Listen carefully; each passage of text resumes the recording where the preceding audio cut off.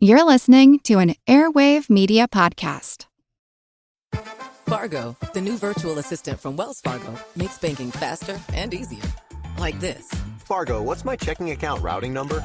And this. Fargo, turn off my debit card. And this. Fargo, what did I spend on groceries last month? And that's just the beginning. Do you Fargo? You can in the Wells Fargo mobile app. Learn more at wellsfargo.com/getfargo. Terms and conditions apply. Your mobile carrier's availability and message and data rates may apply. Wells Fargo Bank, N.A., member FDIC. It's a long way to Tipperary. It's a long way to go. It's a long way to Tipperary, to the sweetest girl I know. Goodbye, Piccadilly.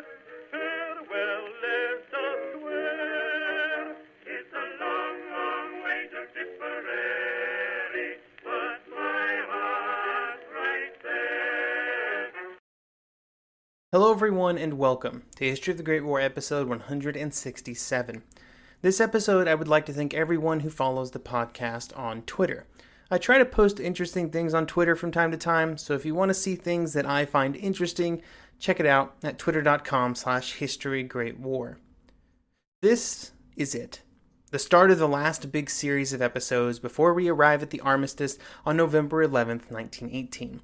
Over the next 9 or so episodes, we will see the German offensives come to an end, the Allied counterstroke on the Marne, and then the general attack that would take the Allies all the way to November. During this period, often called the 100 Days, the Western Front would blow right open, with the Allies attacking from Verdun to the sea and the Germans frantically trying to fend them off. There would be huge casualties on all sides during this period, with hundreds of thousands of Germans also taken prisoner, but for the first time in 4 years, the Entente troops, now joined by the Americans, would achieve real and obvious victories on the Western Front. Our story today starts before the Second Battle of the Marne, which we will then cover, and the next episode we will move our focus to the first large, planned Allied offensive of 1918 at Amiens. Then we will spend a few episodes focusing on the American efforts at Saint-Mihiel, and then with the Meuse-Argonne offensive. Then finally, we will close out the series by looking at the general offensive that would be launched all along the front, which will take us all the way to the armistice. Today we focus on the Marne, where French, American, British, and even a few Italian troops would stop the Germans in front of Paris and then begin the process of driving them back. While the German attacks had been quite successful, they had not won the war, and now it was time for the Allies to hit back, and they would hit back very hard. But before we dive into that, we are going to take a look at 2 different items that are sort of side stories. The first will be the Battle of Hamel, and then a quick check-in on the Americans and what they were doing back at home to try and increase their contribution to the war effort. The story of the Battle of Hamel revolves around one man, General John Monash. Monash had entered the war as the commander of one of Australia's first combat brigades, and like so many other Australians, he would be present at Gallipoli. His brigade would be on the Gallipoli beaches on the very first day, and all the way until the very end. Monash would then take part in the Battle of Messines Ridge, and later the assault on Passchendaele in late 1917. After Passchendaele, he would find himself in command of the Australian Corps, and he would still be in that position until the Battle of Hamel had occurred. Monash gets extremely high marks from a lot of historians for his leadership and his strategic abilities. Liddell Hart would say that Monash, quote, had probably the greatest capacity of command in modern war among all who held command, end quote, which is probably the highest marks you can possibly receive as a military leader. I'm not going to go into great detail about the Battle of Hamel itself. In reality, it was a pretty small effort over a piece of ground that was only marginally important. It was successful, though, with the Australians taking all of the objectives in just an hour and a half, which was pretty good but not totally unheard of. What makes Hamel special is really the position that it occupies in the wider narrative of the war. It is often referenced as the point where the entire learning process that the British had been going through for the entire war really starts to pay off, and all the lessons that they had learned really come together, and everything just sort of clicked. New Mark V tanks, with better armor, speed, and endurance, were available and they were used well. They were then combined with infantry and artillery tactics that really complemented the armored vehicles and aircraft to produce a true combined arms operation. Hamel is often called the first truly modern battle for this reason. The Australians were so successful that information about the battle would be printed out and distributed to every British officer, and it would be the model for future efforts. It was a well-planned and executed attack, but it did not completely revolutionize warfare. Instead, it was just the final iteration of the British formula that they had been working on since at least 1916 or even earlier. And it was one that could work quite well. Monash was just able to take all of the puzzle pieces and figure out the best way to put them together. While so much was happening in Europe during the middle of 1918, the war was finally coming home to America in ways that had not been felt before. With the Entente screaming for more troops and it looking like the war was going to stretch into 1919, there were more and more urgent registration drives across the country. The second registration drive required every male that had turned 21 during 1918 to register, while the third required all males between 18 and 45 to do the same. This drive was then combined with compulsory registration for the draft, which still occurs to this day, with the added process of training for all male graduating high school students. This would greatly increase the number of men that would be available to the American Army over the next 12 to 18 months. On the political level, Congress was still working very closely with Wilson, and the passage of the Sedition Acts, which we briefly discussed last year, expanded on the powers that had been given to the government in the Espionage Acts. The Sedition Acts were once again containing quite broad language that could be used in just about any situation. There was also growing disquiet throughout the agricultural areas of the country, and the price controls had been put in place on several different items. This was bad enough for the farmers, who could have gotten many times the amount of money that they were receiving had they been able to sell their goods on the open market. But the government restrictions were limited to just a few industries, which meant that the price of some goods required to grow the food in the first place, like fertilizer, were not controlled, which made it very difficult to turn a profit. All of these changes were being felt in America, the Allied country that would be least affected by the war. I bring this up now because there was an important undercurrent in late 1918, that was the growing war weariness among all of the nations. It would not be felt by the Allies in the same way, and certainly not to the level that was experienced by Germans and Austrians, who were basically without food. But it was there, and it would influence the course of events during the year. It would also cause some catastrophic changes to world power structures after the war was over. During the last 2 weeks of June, the Germans were preparing for their Friedensturm attack, and this gave the French and British a chance to catch their breath. This break also gave Foch time to sort out the situation, and by the time that the Germans did attack, the front was in a very different position than it had been in the previous months. Even though Foch was optimistic about the situation, the other army commanders were not. Haig, whose army has been in constant combat since March 21st, believed his army was too disorganized. Pétain believed his was too exhausted.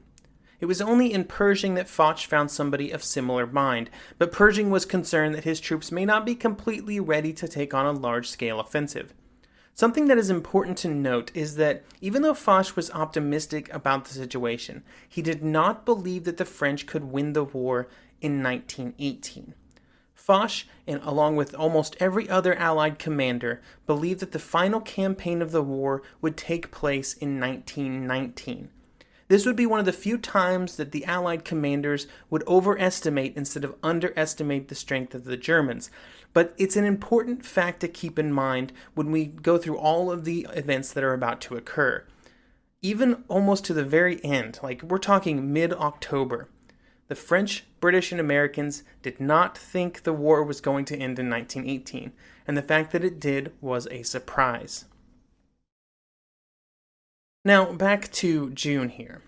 While he did not have the support of all of the army leaders, Foch began to lay the groundwork for future attacks, and these preparations began as far back as May 1918.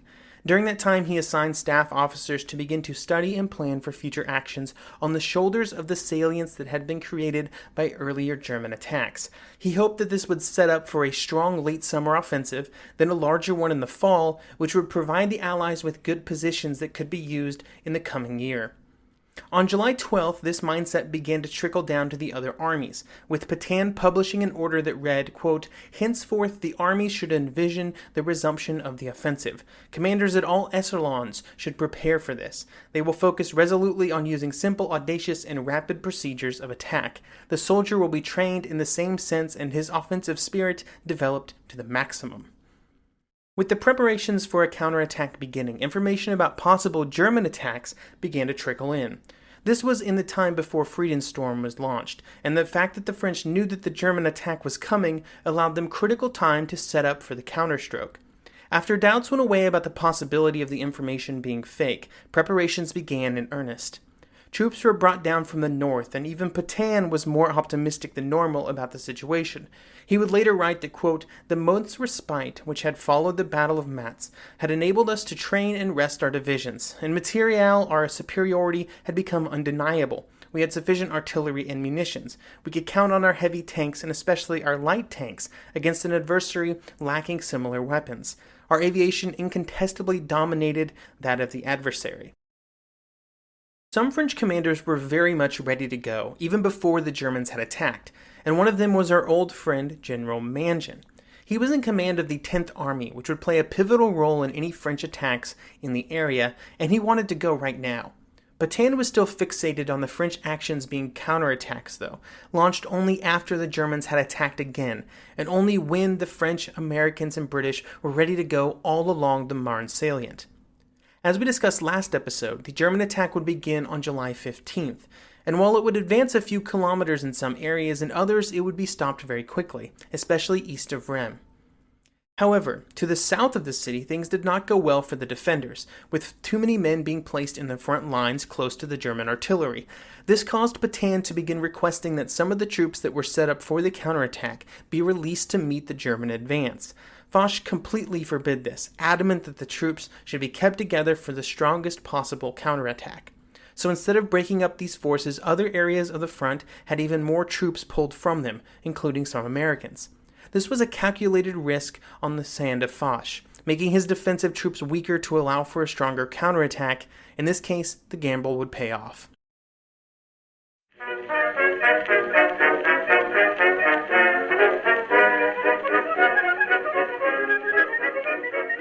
The one truth about human history is that change is inevitable. But the one thing that has never changed is that humans need food to survive. There are many ways to get that food, but one of the easiest ones is Factor. Factor delivers ready-to-eat meals right to your door. All you have to do is heat them up and dig in. In 2 minutes, you can be eating tasty keto or vegan options, or any of their 35 options that they have available every week. So you can choose maybe the cheesy garden herb chicken, maybe the Santa Fe green chili beef skillet, or perhaps the Caribbean spiced tofu. It is all delicious, and if you have a bit of a sweet tooth, Factor still has you covered with a wide range of snack and smoothie options. Chocolate mocha cheesecake, snickerdoodle macaroons. Any of that sound good? And don't worry, even the tasty stuff is dietitian approved. Head over to factormeals.com/GW50 and use code GW50 to get 50% off. That's code GW50 at factormeals.com/GW50 to get 50% off. The regular season is heating up. New stars are emerging, and that means more opportunities to win up to 25 times your cash on Prize Picks, the most exciting way to play daily fantasy sports. Just select 2 or more players, pick more or less on their projection on a wide variety of stats, and place your entry. It's that easy. Let it fly to turn $10 into $250 with just a few taps. Easy gameplay, quick withdrawals, and injury insurance on your picks are what make Prize Picks the #1 daily fantasy sports app. Watch your favorite players and get paid doing it this basketball season. See your entries make progress during the game or make new entries for the second half and the fourth quarter. 3-pointers, assists, rebounds, and everything in between are yours for the taking. Join the Prize Picks community of more than 7 million players who have already signed up. Right now, Prize Picks will match your first deposit of up to $100. Just download the Prize Picks app and use code GET100. That's code GET100 on Prize Picks for a first deposit match of up to $100. Prize Picks. Pick more, pick less. It's that easy.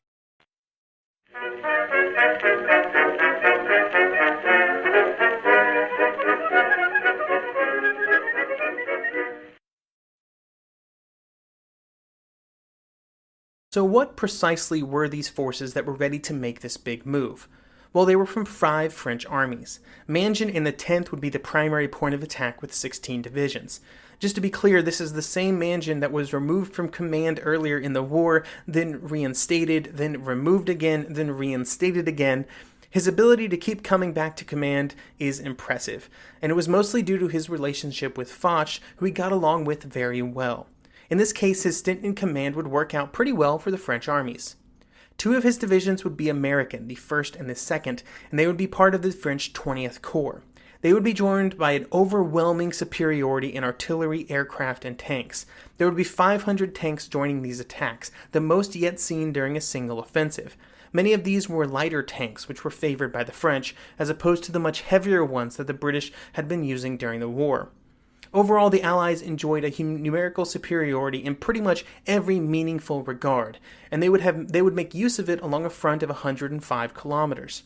Their objective would be to cut off the base of the German salient on the Marne, and to encircle any troops left inside. If they were successful, it could completely change the course of the war. When the counterattack began, it caught the Germans completely by surprise. Part of the reason for this was simple overconfidence, believing that the Allies were in such a bad position that they couldn't possibly launch these attacks. Another reason for this was the complete dominance of the skies over the front by the Allied air forces, with over 1,000 aircraft being brought in for the attack. Regardless of the reason for the surprise, it would allow for significant early progress. On many areas of the front, the French and American troops captured their objectives in just a few hours, and then during the first day some units would advance as much as 5 miles. They would also capture thousands of prisoners along the way, with the 10th Army alone capturing 10,000 German troops. The next day it continued, although at a slower pace. The American troops joining in the attack did not get highly graded on their tactics, with one writer saying that, quote, "The Americans perished in the same way that all of the parties involved in the war had perished during the first years of the war, side by side and wave after wave. At the risk of exaggeration, it can thus be said that the Army of the United States set off to battle in 1918 as if the Great War had just begun, and had to discover the hard reality of trench warfare all over again." But even with less than optimal methods, they were able to keep up with the other Allies pretty well. Overall, the attack was considered a huge success by the French, and a key part of that success was the German withdrawal that followed. Crown Prince Wilhelm was in command of this area of the front, and he ordered a withdrawal from the tip of the Marne salient on July 24th. However, after learning of the order, Ludendorff cancelled it. He was not just yet willing to give up ground voluntarily. It would take just a few days before he was forced to change his mind, as the Allies continued to push forward and threaten the troops within the salient. After the order was given, it would take just a week before the Germans were back on the River Aisne, roughly where they'd started in this first place. This movement allowed most of their men and equipment to be properly evacuated from the salient before it was lost, and it also allowed the Germans to strengthen their defensive line, since it reduced the overall length of the front by about 45 kilometers. Before they ordered the retreat, the defense of the salient had cost the German 110,000 casualties, with 39,000 of that number being prisoners. For the French, the German retreat removed the threat from Paris, but it cost more than 95,000 French casualties, along with 37,000 from their allies. A small note here, and a correction from last episode. There were actually Italian troops that participated in the Second Battle of the Marne. Last episode I said they were not involved on the Western Front, which was quite silly since I'd already done the research for this episode and this information was right here in my notes. There were several Italian divisions that would take part in the Second Battle of the Marne, with some British and American troops fighting alongside of them, and they performed quite well given the opportunity. A critical piece of the story about the Second Battle of the Marne is what it did to the German mindset about the war. The Germans had just spent most of 1918 preparing for their attacks, and now they had been forced to give up most of the gains of one of those efforts. From a numbers perspective, this was necessary, with the numerical superiority from March having evaporated both from their losses and from the continual increase in Allied troops. So it's been quite a while since I've used a quote from A World Undone by G.J. Meyer, which I relied very heavily on in the early episodes of this podcast, but here it makes a triumphant return to give a good summary of the numerical situation at this point in time. Quote, "The balance of power had shifted. In March, the Germans had 300,000 more troops than the Allies, but between the start of Michael and the end of July, more than 1 million of those troops, a large portion of them the prime young men trained as stormtroops, had been killed, wounded, or captured. The British and French lost 500,000 men each, and the French, like the Germans, had almost no replacements. But the Americans were continuing to arrive in France at a rate of more than 250,000 a month, and they were going into action." End quote. One enemy that the Germans had not planned on facing would start to cause great harm to the army in the summer of 1918, and this was influenza, which would rear its ugly head several times in 1918, including in July and June. This was the beginning of what would come to be known as the Spanish flu, a worldwide influenza epidemic that would spread around the globe and kill millions between 1918 and 1920. We will have several episodes dedicated to the epidemic later this year, but for now we need to discuss how it was affecting the German army during the summer of 1918. During June, more than 130,000 German soldiers would find themselves sick from the flu, and in July that number would balloon to 375,000. This flu came in the form of a 3-day fever, generally with temperatures raising into the 103 degrees Fahrenheit or so. One thing to keep in mind here, though, is that this is not the far more dangerous and far more deadly variant of the flu that would sweep the world later. Most of the people who contracted this summer flu would recover fully after only a few days. This was good for the soldiers, but for the German army, the sheer number of men that had to be brought out of the line and cared for over these months was a serious burden, and a serious problem for an army that was trying its hardest to just try and man the front with enough people to hold the Allies back. It would also affect all of the other armies in Europe during 1918, but the Allies had far more men to spare, so it didn't really hurt them as much. Even after the Allied counterattack started, Ludendorff still had high hope for his Hagen operation that would be launched in Flanders. In fact, as soon as Friedenstorm had been called off, he traveled north to meet with Crown Prince Ruprecht, who would be in command of the army group that would execute the Flanders operation. Artillery was also on its way north to participate, and the only thing that was left to do were final preparations. Discussions between Ludendorff and Ruprecht would continue while they tried to determine the best path forward for their attack. They were having some problems because the situation had decisively changed since the earlier efforts. The German army was not what it was before, and more importantly, the British defenses in Flanders were far more prepared than before previous attacks. Even though Ludendorff desperately wanted to launch this attack, as the situation in the south continued to develop, he was forced to admit that the German offensives were over. This admission was important because it called into question everything that had come before. If the Germans could no longer attack due to numbers or fatigue or whatever, then the Germans probably needed to make some serious changes. Up to this point, their decision-making process had been driven by the fact that they wanted to hold as much territory as possible when they pushed the Allies to the negotiating table. Now it was clear that the war was not going to end. This caused many German commanders to question why they were holding on to all this new territory. This included Colonel Lossberg, long considered the best defensive mind in the German army. At this point, he was chief of staff of the 4th Army in Flanders, and he believed that a retreat from all of the gains of 1918 was necessary in order to shorten the German defensive lines. This would allow the troops to be rested, and just as importantly, it would buy the Germans time.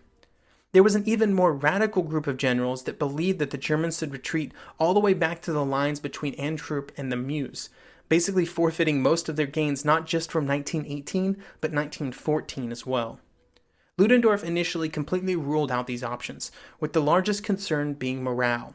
Already with the retreat from the Marne salient, there were serious discipline problems occurring in the German army, with some supply trains being targeted of armed groups of deserters, and a serious uptick in the number of Germans captured by the Allies was also a concern. There were attempts to suppress these types of actions by force, but at its core, this was just an example of how far the morale of the German army had fallen during 1918. One German soldier, George Breuker, would say that at this point in the year, quote, "we had nothing left to hope for. Even our last desperate hope, the hope of victory, had deserted us." Ludendorff was also considering the political dimension of a retreat. If it became clear that the German army was giving up so much territory, it's possible that there would have been a political crisis in Berlin. Both of these factors prevented the wholesale German retreat, at least for the moment. With the German offensives over and the initiative clearly on the side of the Allies, the question was simple. What would they do next? To try and determine what that would be, Foch assembled all the Allied commanders, Haig, Petain, and Pershing, on July 24th. The goal of this meeting was to determine what the path forward looked like. There were now new inputs into these decisions when compared with their previous meetings.